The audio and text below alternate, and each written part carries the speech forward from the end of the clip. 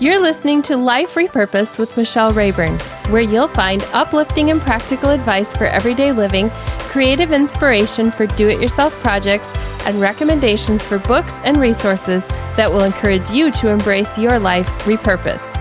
I'm your host, Michelle Rayburn. Hey there! Welcome to another episode of Life Repurposed. I'm so glad that you're joining me today because I'm about to have a really important conversation with somebody who wants to change the social media and digital world space.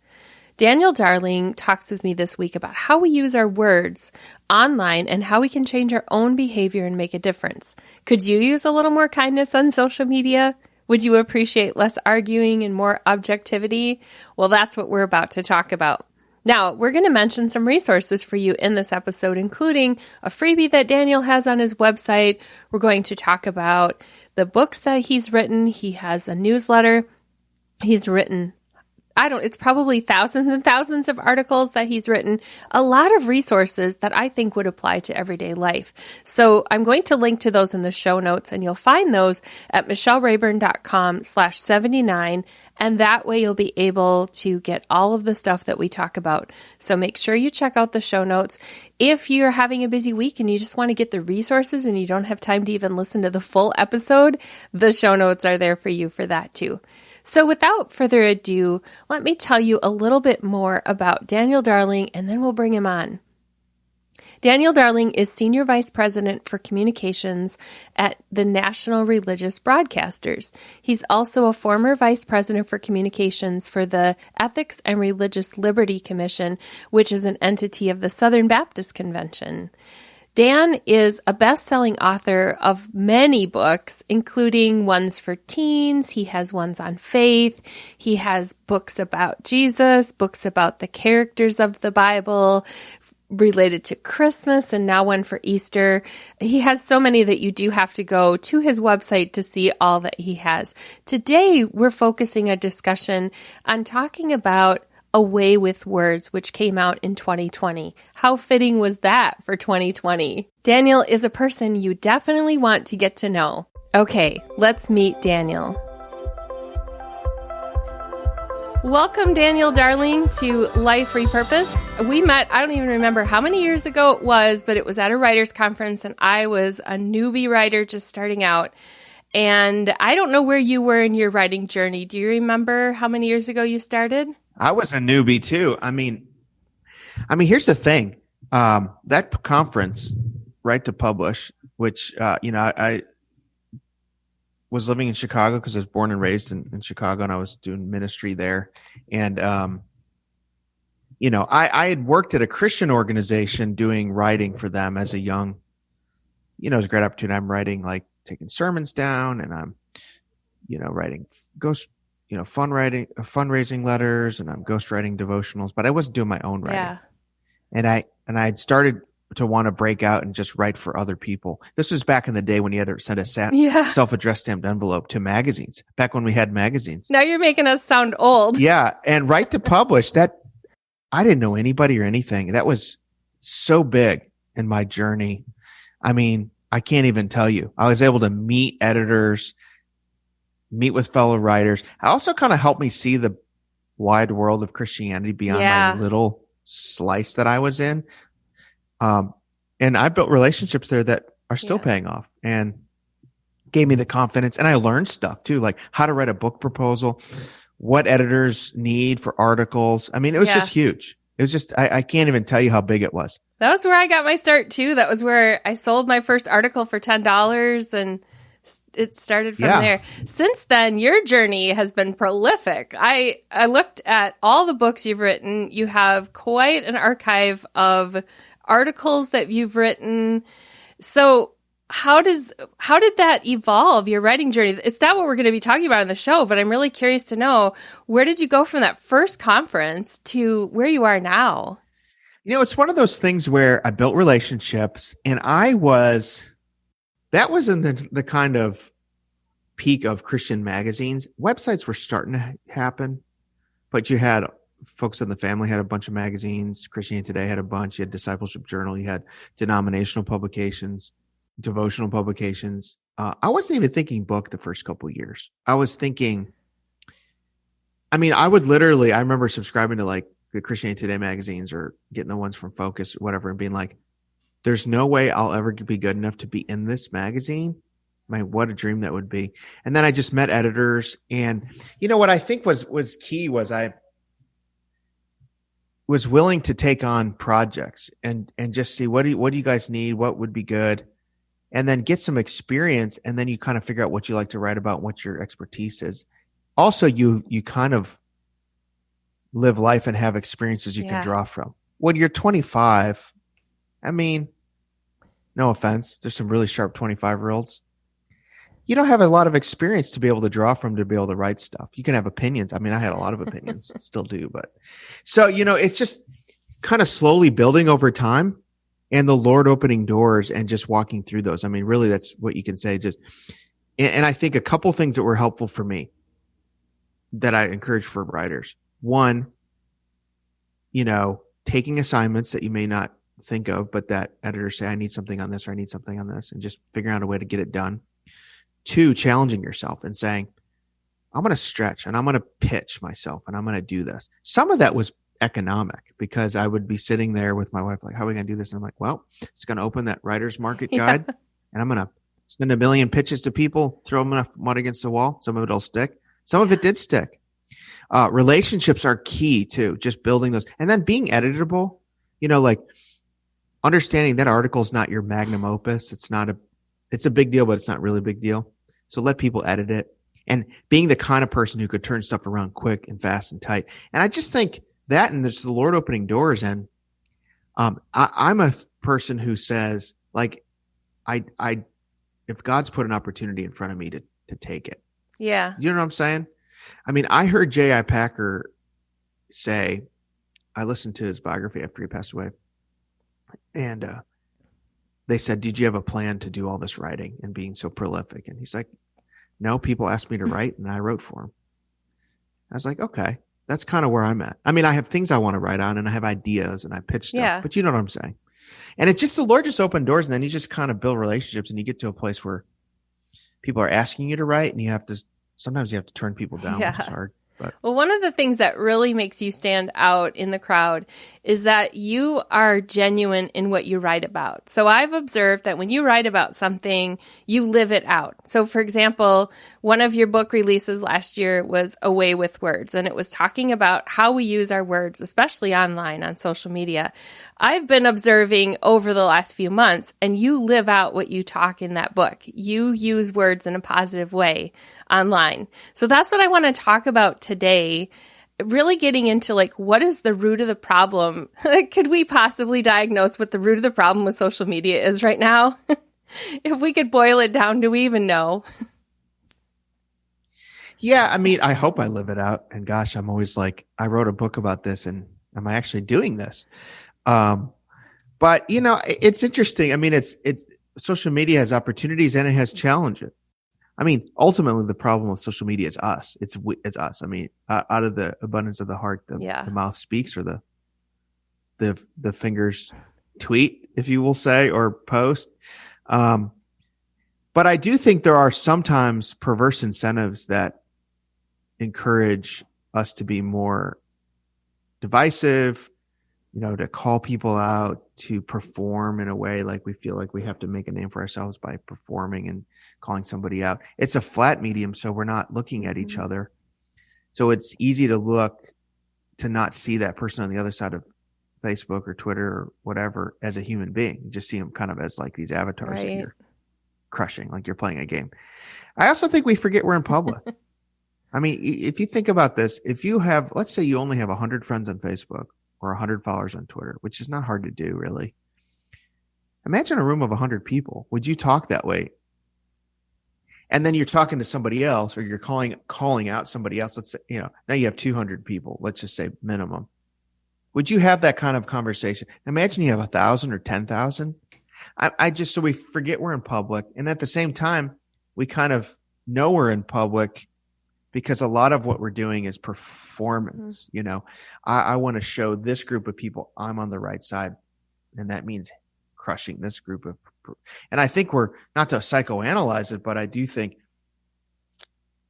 one of the reasons we do it is sometimes we're insecure and we want affirmation from certain groups of people for the things we do, rather than resting in the knowledge that we're known by God and we know God, right? And this is even true on like Instagram or a place where we feel like we have to curate a version of ourselves that we find lacking inside. Like all of us are subconsciously thinking of what kind of image am I putting out there?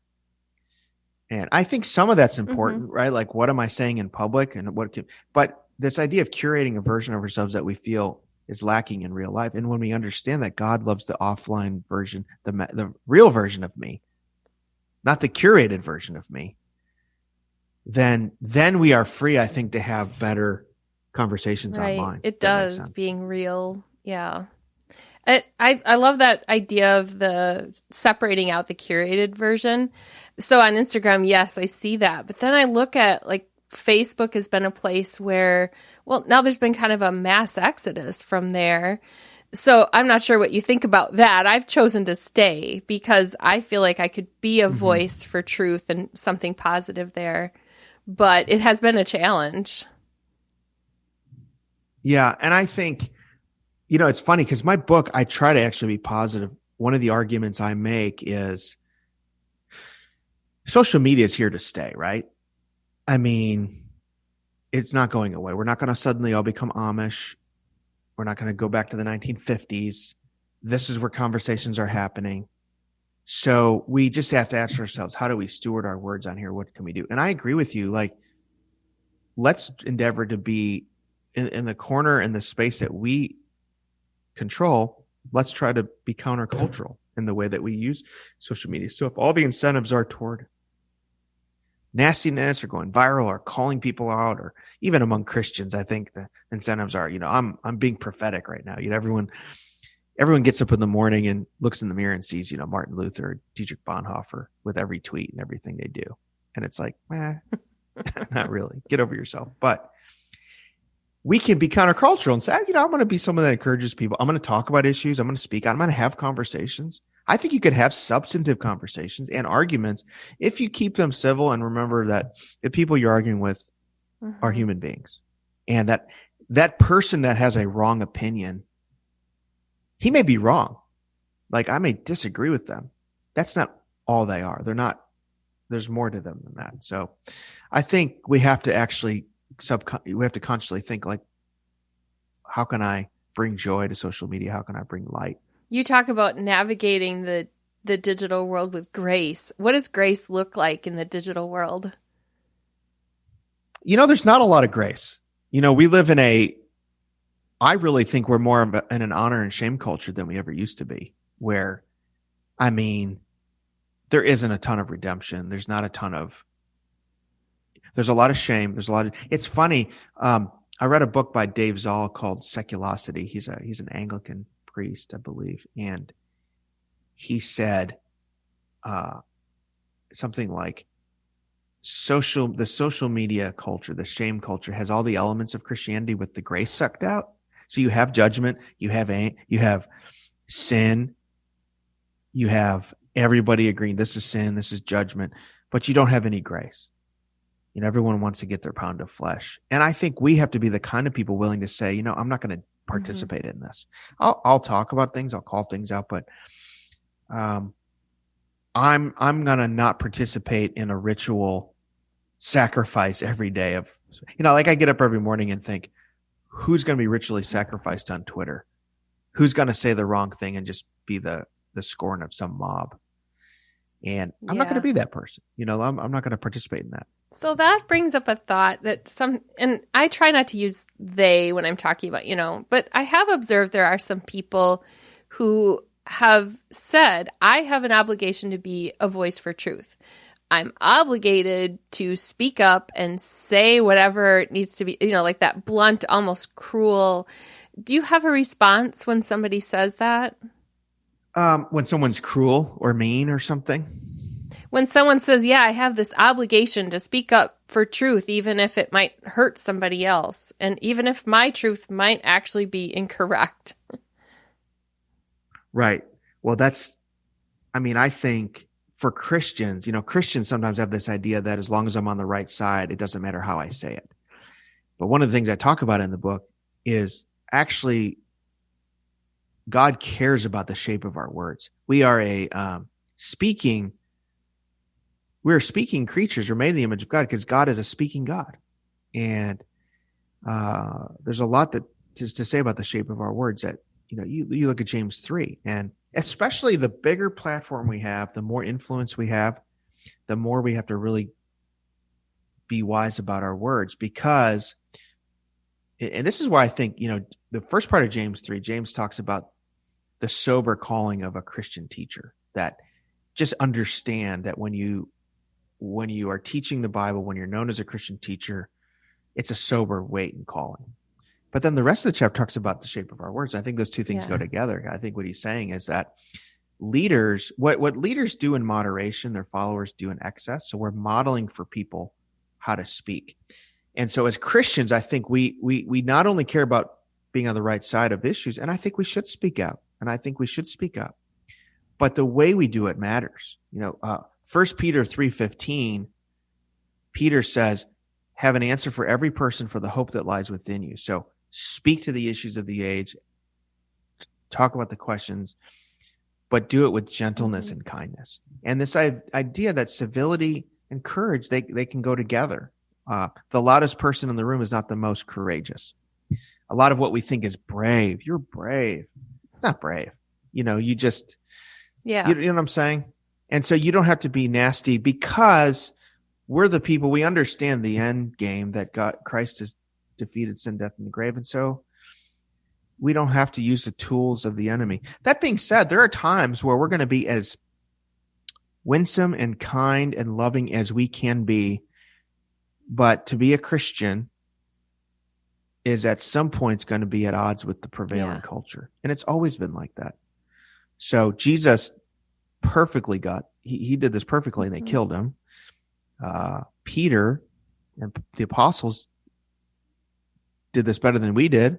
They got martyred for their faith. So we shouldn't be under the illusion that if we're just nice enough, people will like us. I think that's a trap too.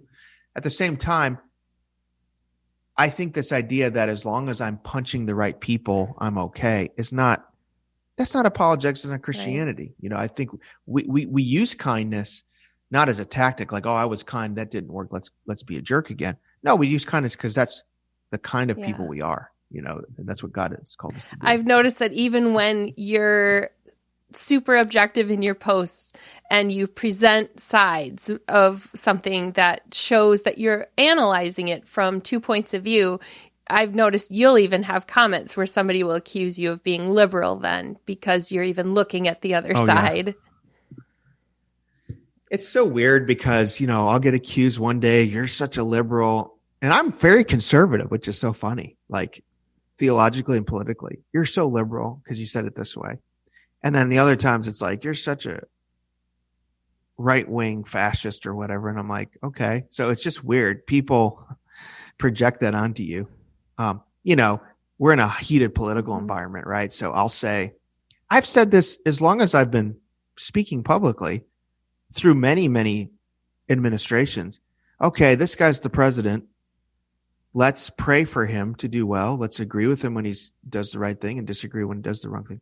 I mean, I said that for George W. Bush. People, oh, you're just a right wing nut. Okay. I said that for Obama. Oh, you're a liberal. I said that for Trump. Oh, you're normalizing Trump. I'm saying that for Biden. Oh, you got to fight back. I'm like, it's just 1 Timothy 2 that we pray for our leaders. People just get weird like that. I think what's happened is politics is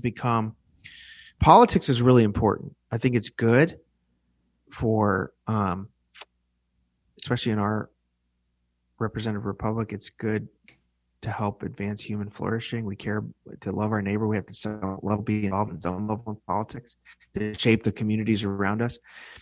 So it's good for that. But it makes for a poor God. And I think people have replaced religious fervor with political fervor.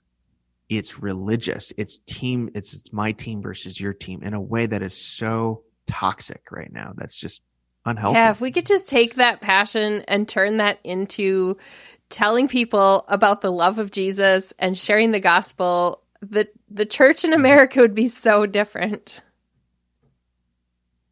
It would be. It doesn't mean that we should not Right. talk about issues, but it means you're exactly right. I mean, I heard a great interview yesterday with Tim Keller, and he just said, looking at all these different movements among evangelicals, you got this movement, that movement, and he said, I just want to ask them, what is your plan for evangelism? You know, these are important things, but do you want to see people know Jesus? And that, I think, changes your approach, that you are going to stand up for things. We rightly should. But then you realize my main message is that, you know, Jesus has come to save people, right? So it's a hard balancing act. And people have different callings and different responsibilities. Some need to be knee deep in politics. Some shouldn't. I do think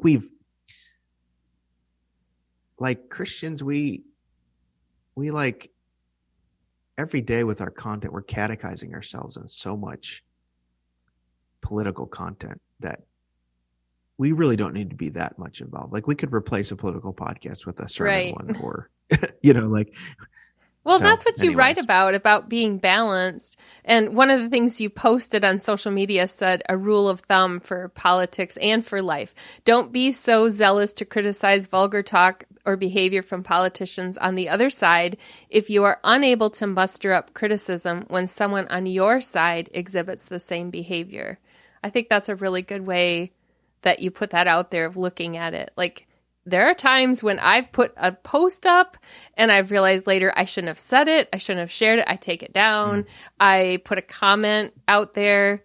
I've been practicing more pausing. So I'll write the comment out in the notes in my phone and I'll leave it there for a little bit before I put it on someone's post. Usually I end up deleting it. I never post it.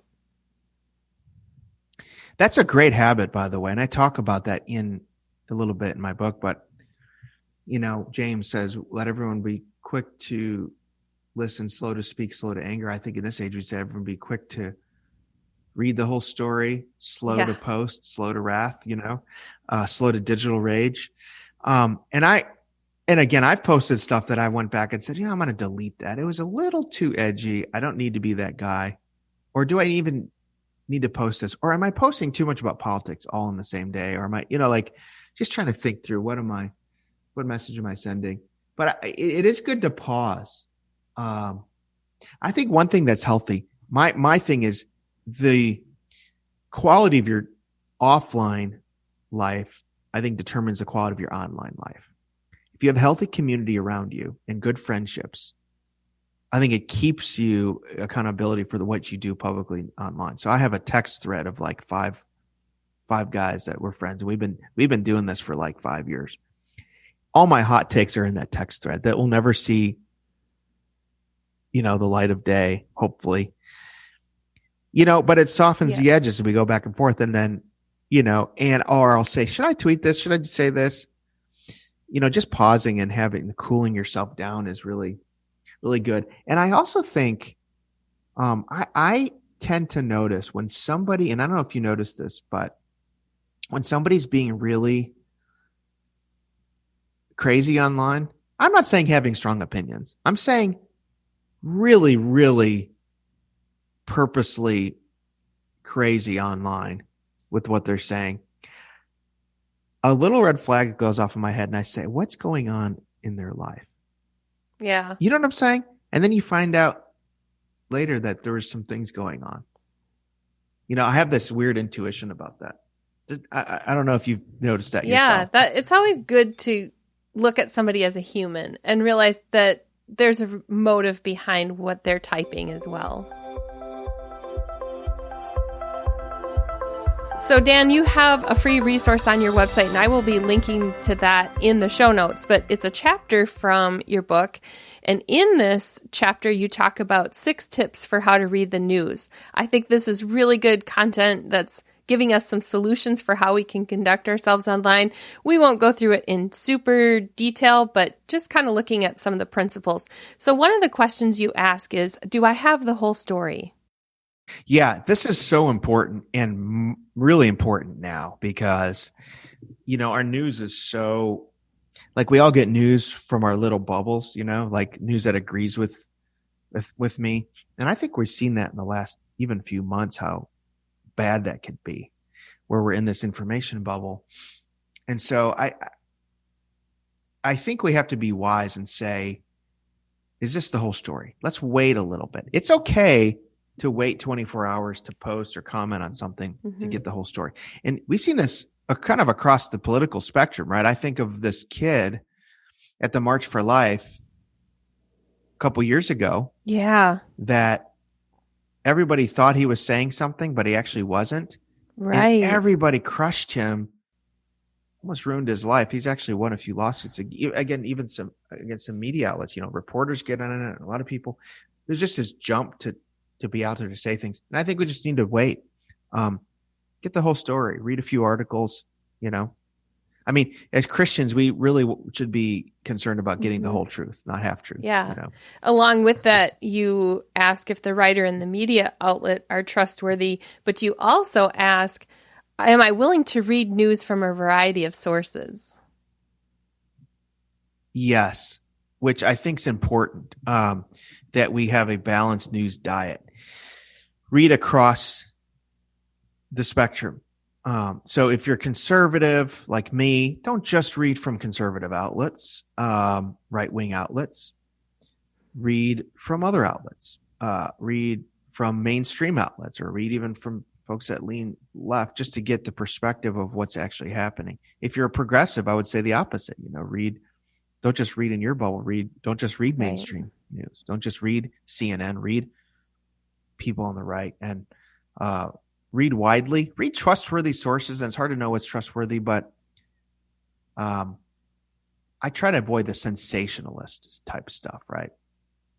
If it's too good to be true or too bad to be true, it probably is. Yeah. If my favorite news source says something negative about, say, even a political candidate that I support, some people would say, well, then I'm done with that news source. But I've been trying to train myself to say, well, if they're questioning that or they're saying that, then maybe I need to take this to heart and be willing to say, I was wrong about that. Yeah. And, I think one of the things we need to do is question our biases. So this is how we fall into like conspiracy theories, or we half truths or half information. If a news story says something bad about someone I already don't agree with, and it confirms, we just have to ask ourselves, is this something that is actually true, or is it something I want to be true? Right. Or vice versa. I mean, if it says something good, if it's always praising people we like, or like you said, this refusal to see any negative in people we support, as if they're, sometimes we give our politicians a kind of a deference that we don't even give like people in our own lives, or, so don't just dismiss it because, okay, I'm done with that. They criticize the people I like or whatever. So I just think we have to question our biases. That keeps us, I think, from conspiracy theories, and keeps us from like rabbit hole trails. And, is this something I want to be true because it confirms everything I believe, or is it actually true? That way we avoid what people call confirmation bias. Yeah. Right? In the book, you talk about it as, am I willing to hear bad news about my own tribe? I think, even we can't assume just because somebody's a Christian that they always do the right thing. And so it's that scriptural concept of testing things out and seeing what's truth. Discernment is a tough thing to develop, but we can do it over time. Yes, that's exactly right. I mean, testing the spirits, testing what's true. And that's genuine discernment. Discernment is choosing between what's good and true and beautiful. I have a chapter on discernment. A lot of times what passes for discernment today is actually just tabloid gossip, self-styled discernment bloggers trying to every day waking up, let's find out what this Christian famous person did wrong, or let's try to catch them in this, or let's not give them the benefit of the doubt of here. And that stuff is really just no better than what you'd read at the supermarket checkout. Can you believe this person said this or did that? But genuine discernment is what's good, what's true, what's beautiful, what's false teaching, what's not. When Paul actually urges Timothy to discernment, he always is surrounding those passages with his own humility, his own sinfulness, his own ability to make mistakes, fairness, giving people the benefit of the doubt. It's not just let's go in and, hatchet job with people. And it's really sad. I mean, I work at a couple different Christian organizations, and the stuff I would read that Christians would post about our organization that I knew wasn't true. Like we're definitely open to criticism. And I was like, I could tell you criticisms. I would agree with some of them, but then the just untruths. And it's just like the willingness to ascribe the worst motives to people we disagree with to Christians is really not good. I mean, the love chapter, 1 Corinthians 13 says we should believe all things, give people the benefit of the doubt. Don't be naive. Should be accountability, but that cynicism is not a really good look for Christians. Yeah, not at all. So for listeners, you'll be able to get all of this content in Dan's book. I'm not going to go through the entire list, but as we move into talking about the resources that Dan has to offer, I do want to leave this portion of our discussion with the idea that we are looking for constructive conversations, healthy conversations online. And that's the motive with all of this, that we're looking for moving into something that is healthy. Yeah, absolutely. And how can we be different? We should not use the rhetorical tools of the world. We should do things differently. And the Bible says, do good to all men or all people, especially those of the household of faith. So we should actually give the benefit of the doubt more to our brothers and sisters in Christ. And sadly, social media doesn't really encourage that, but it really is one way we can be countercultural. So let's talk about the book as we wrap up. Why did you write the book? What inspired you? Well, really two things. One, as you know, I've been working with words my whole life. So ever since, I've been a reader since I was as soon as I could read, I was reading a lot. Our family got 3 newspapers every day. Chicago Tribune, Chicago Sun-Times, Daily Herald in Chicago. And then I read books. I read biographies. I just read magazines, all that. I've always been an avid reader. I love reading. And then when I was in middle school, I had a teacher who told me, after I turned in some assignments, I think you got a gift of writing, which, when you're in middle school and you're awkward and clumsy and not very athletic, when you find one thing you're good at, you're kind of like, okay, I'm going to run with this. And I really have run with that. So I've always loved words. The Bible, as I mentioned before, is a book of words. Christianity is a religion of words where God is a speaking God. He speaks words to he's a God who has spoken to us. And we're speaking creatures. And the Bible has a lot to say about the shape of our words. And then, so you have that part of it. And then the other part of it is we live in this digital age where it's never been easier to publish, which is exciting in many ways. The internet's helped my career in many ways, discovering new people, helping me to grow, discipleship, going to conferences, being able to publish. But it also means everybody can publish. I mean, with a few strokes of the keyboard or taps of our thumbs, we can send a message to the world. And I really wanted to talk about how do we steward this moment? This is not really a book about screen time. That's good conversation. It's just more, how do we steward this moment? How do we steward this opportunity to speak? The book title is Away with Words, Using Our Online Conversations for Good. And I'm going to have a link in the show notes for where you can get that from Dan, and you can find other books on his website. Before we wrap up, I also want you to talk about what just released, because this podcast episode is coming out next week. So what book did you just release this week? So it's called The Characters of Easter. I profile 12 of the major characters in the Easter story, from Peter, John, to the women who are witnesses, to Pilate, religious leaders, the Romans, who are they? I really like character profiles. I did this for Christmas. I had a book called The Characters of Christmas that people enjoyed. And so hopefully this will help people think about Easter, think about Lent season, think about the death and resurrection of Jesus, kind of through the eyes of the people who were there. So I had a really fun time writing it. So it's available from Moody. You can go to any favorite retailer and purchase it. Perfect timing for Easter. So where can people find you online? So my website, danieldarling.com, Twitter @DanDarling. I'm on Facebook as well. But yeah, you can go to my website and get that free resource, how to read the news.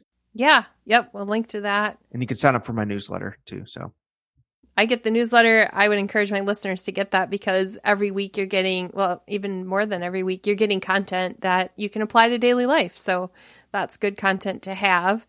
I've appreciated having you here with me today, Dan. Is there anything you'd like to leave my listeners with? I would just like to encourage your listeners and just tell them that, we are living in crazy times, but, Christians we're made for these moments. We should not complain about the times we're in. We're made for this moment. God is at work today, just like he has been in every age. Jesus still saves. God is not wringing his hands about the state of the world like we are.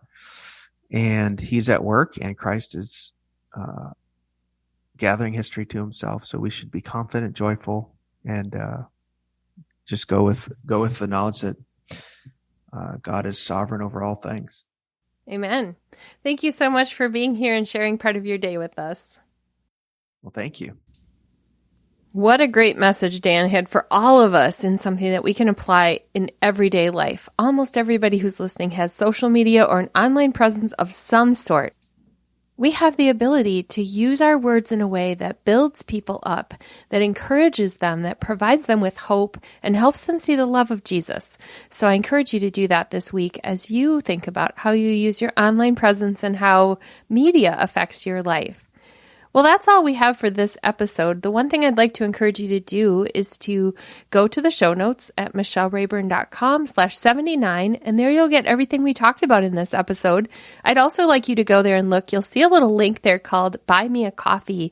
There's something new that I have that I just announced.